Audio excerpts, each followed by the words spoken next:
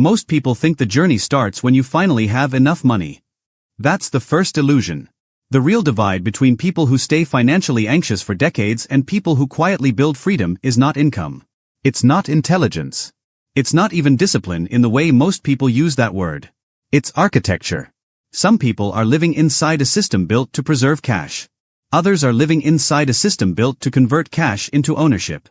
And from the outside, those two lives can look almost identical for years. Same salary. Same city. Same habits that seem responsible. Same careful language around money. Same promise to themselves that they'll start investing later, once things feel more stable. But one of those people is storing energy. The other is directing it. And that difference becomes brutal with time. Because saving feels safe in the short term. It feels mature, clean, controlled. You can point to the account balance and say, there, that proves I'm doing the right thing. It gives you visible proof of effort. Investing is stranger. Less emotionally obedient. The money leaves your grip. It moves into something you do not fully control. It can dip. It can scare you. It demands a different relationship with uncertainty. So a lot of people spend years mastering the wrong skill. They become excellent at accumulating money, but terrible at deploying it. And that is how someone can be financially serious, financially hardworking, financially responsible, and still remain financially stuck. Because saving and investing are not two versions of the same behavior. They are different games. Different rules. Different emotional requirements. Different systems of reward. Saving is about protection. Investing is about multiplication. Saving asks, how do I avoid loss? Investing asks, how do I let time work for me? And if you never make that transition, time stops being your ally and starts becoming your silent competitor. That's the part people don't feel early enough. When you first start making money, saving looks powerful because the numbers respond directly to your effort. You work more, spend less, the balance goes up. It feels honest. Linear. Your behavior and the result are visibly connected. Investing doesn't feel like that at first. At first, it feels almost insulting. You put in a few $100s and nothing in your life changes.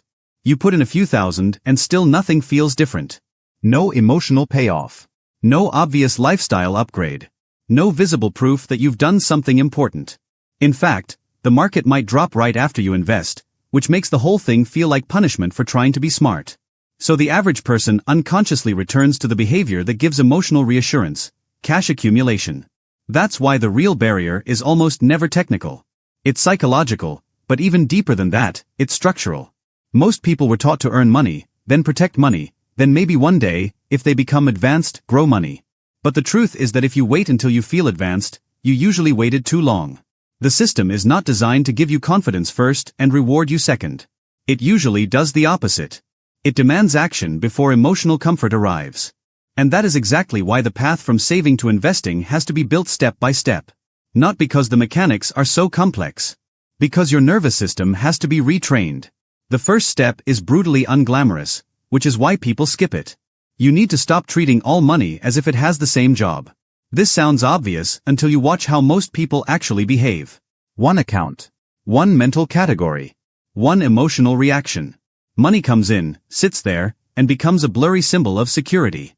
The problem is that blurry money creates blurry decisions. If every dollar means safety, then moving any of it into investments feels like self-harm. So the first real shift is separation. You need to divide money by purpose. Not in theory. In reality. Emergency money is not investment money. Monthly bills money is not long-term wealth money.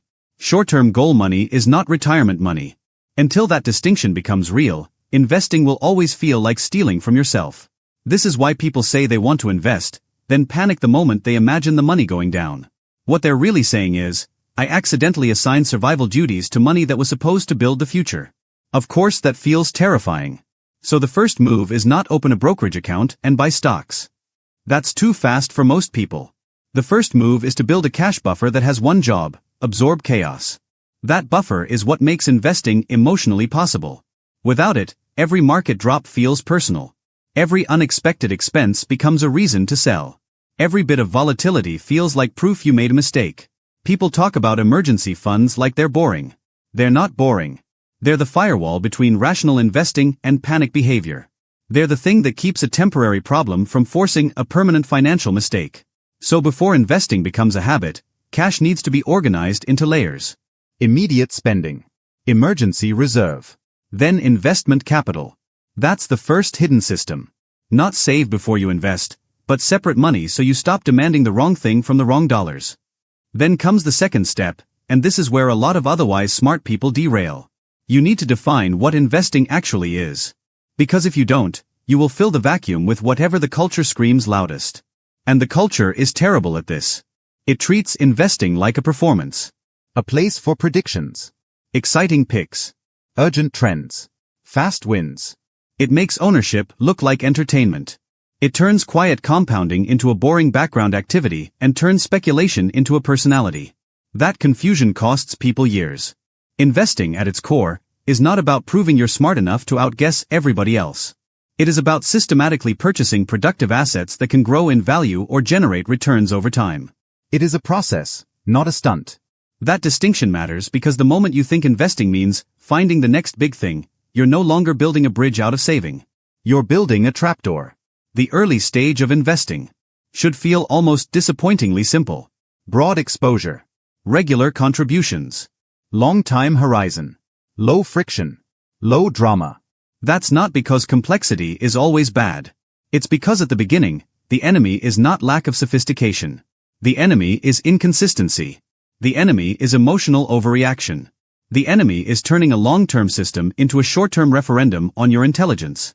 So if you're going from saving to investing, the first goal is not maximizing returns. It's becoming the kind of person who can stay invested. That is a completely different objective. And it leads to a very different path. The third step is to stop waiting for a moment of abundance. This one quietly ruins people. They imagine that investing starts after some magical threshold. After the debt is gone. After the raise. After the move. After things calm down. After life becomes less expensive. After they finally feel ahead. But life rarely announces that moment. For most people, there is no clean starting line. There is only a decision to begin before it feels impressive. And this is where the system reveal gets uncomfortable. People often delay investing not because they can't start, but because they are embarrassed by starting small. Small amounts offend the ego. Putting away $50, $100, $200 a month can feel too minor to mention, too humble to be meaningful, too far from the fantasy version of wealth building. So they postpone until they can do it properly. But the market does not reward ego. It rewards duration. A small automatic contribution made for years is financially more serious than a grand intention delayed again and again. This is one of the strangest truths in personal finance. The behavior that looks insignificant at the beginning is often the one that changes everything. Not because the amount is enormous. Because the identity shift is enormous. The first recurring investment is not just a transaction. It is a transfer of allegiance. You are no longer asking money only to sit there and reassure you. You are asking it to go work. And once that becomes normal, a deeper rewiring begins. Paychecks stop looking like something to fully consume or fully hoard. They become raw material. You start seeing each month not as a budgeting battle, but as an allocation event. That's the fourth step. Automate the decision before your moods get involved. Because the truth is, manual investing sounds noble and responsible, but for most people it creates too many exit doors. You'll wait for the right time. You'll pause because the headlines look scary. You'll convince yourself you'll do it next month when expenses are lower. You'll turn a system into a debate. And debates are where good intentions go to die. Automation is powerful because it removes the need to repeatedly earn your own trust. It reduces investing from a dramatic act of courage to a routine piece of infrastructure. Money comes in. A portion moves. End of conversation. That simplicity protects you from yourself. It also exposes another invisible force. The financial world punishes indecision more quietly than it punishes mistakes. People fear choosing wrong, so they sit in cash for years while inflation, delay, and lost compounding do their work in silence. Nobody feels that loss in real time, which is why it's so dangerous. A market drop is visible. Delay is invisible. But delay can be more expensive. A person who invests imperfectly for 10 years often ends up ahead of a person who spent those same 10 years researching, preparing, and waiting for certainty. Because certainty is not the admission ticket. Consistency is. Now, there's another part nobody likes talking about. At some point, investing will make you feel stupid. Not because you are stupid. Because volatility is emotionally disrespectful. You can do the mature thing, the long-term thing, the mathematically sound thing, and still watch the value drop. You can finally start acting like someone building wealth and be greeted by a red number. This is where many savers snap back into old behavior. They think, this is exactly why I kept my money in cash. At least there, the number stayed still. But stillness is not the same as safety. Cash hides one kind of risk while exposing you to another. It protects against short-term fluctuations, yes. But it quietly surrenders purchasing power. It quietly loses the race against growing asset prices. It quietly turns caution into stagnation. The market's movements are loud. Cash erosion is silent. Humans are wired to fear the loud thing more. That is why the shift from saving to investing is not just about money mechanics. It is about risk translation. You are learning to stop fearing visible volatility more than invisible decay. That takes time. It also takes rules. So step 5 is to create behavior rules before emotion arrives. What percentage of your income gets invested? How often? Into what kind of assets? Under what conditions, if any, do you change course? What is your time horizon? If you do not answer those questions in a calm state, you will answer them in a reactive state. And reactive states are expensive. A good investing system should reduce the number of decisions you need to make while stressed. That's what mature money behavior actually looks like. Not hyper-awareness. Not obsessive checking. Not reacting to every economic tremor like you're in a control room. Mature money behavior is building a process that remains intact even when your emotions become noisy. And this is where the transition starts to become real. Because once you have separated your cash, defined investing properly, started before it feels glamorous, automated contributions, and set behavior rules, something subtle changes. Saving stops being the destination and becomes the intake valve. That's the step a lot of people never reach. They treat saving as the final virtue, when really it's only the first phase of a larger system. Saving is how you gather force. Investing is how you release it in the right direction. Think of it this way. Saving is like collecting water in a reservoir. Useful. Necessary. Protective. But if the water just sits there forever, it remains potential. Investing is the engineered channel that turns stored potential into movement, electricity, irrigation, growth. The reservoir matters. But the system only changes your future when the stored resource begins to flow. And yes, that flow should be controlled. Yes, it should be intelligent. Yes, it should respect risk. But it must flow.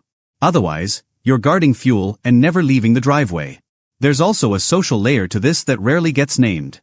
A lot of people come from environments where saving was considered virtuous and investing was considered risky, arrogant, or vaguely predatory. Cash was real. Ownership was abstract. Stability meant holding, not participating. So even when someone learns the mechanics of investing, they may still feel like they are violating an old emotional code. As if becoming an investor means becoming a different kind of person. Colder. More market-driven. Less grounded. But that's a misunderstanding. At its healthiest, investing is not greed. It's participation. It's recognizing that labor alone is fragile. It's understanding that if all your money comes from your time, then your life remains permanently tied to output. Investing is one of the few ways to make money less dependent on your constant presence. And that matters more than people admit. Because the deeper promise of investing is not luxury. It's leverage against fragility. It's the ability to create a financial life that does not collapse the moment you get tired, sick, laid off, burned out, replaced, or simply older. That's why the transition matters so much. Not because everyone needs to become obsessed with markets. But because staying only in the world of saving often means staying in a world where your future depends too heavily on continued effort. And effort, no matter how admirable, has limits. Time has limits. Energy has limits. Attention has limits. Your body has limits. Ownership scales differently. So what does the step-by-step path actually look like in real life? It looks less dramatic than people expect. You build an emergency cushion first, so fear has less leverage over you. You separate cash by purpose, so investing stops feeling like recklessness. You learn that investing is ownership, not gambling. You pick a simple long-term approach you can actually stay with. You start with an amount small enough to be sustainable, not large enough to impress anyone. You automate it. You keep adding over time. You raise the amount when income rises. You do not confuse temporary drops with system failure. You let years do what urgency never could. That's it. Not easy exactly, but clear. And clarity matters, because confusion is one of the financial system's favorite weapons. Confused people delay. Delayed people hold cash. Cash-heavy people stay dependent on wages. And dependent people remain easier to pressure, easier to exhaust, easier to keep running. This is why the transition from saving to investing feels bigger than it sounds. You are not merely changing where money sits. You are changing the role money plays in your life. At first, money was a shield. Then it becomes a worker. Eventually, if you stay consistent, it becomes a structure that can hold part of your future without asking you to carry all of it alone. That is a profound change. And it rarely begins with brilliance. It begins with a quieter kind of courage. The courage to stop treating untouched money as automatically superior. The courage to accept short-term discomfort in exchange for long-term strength. The courage to build a system before you feel fully ready. The courage to understand that visible control is not always real control. Because that's the final reveal.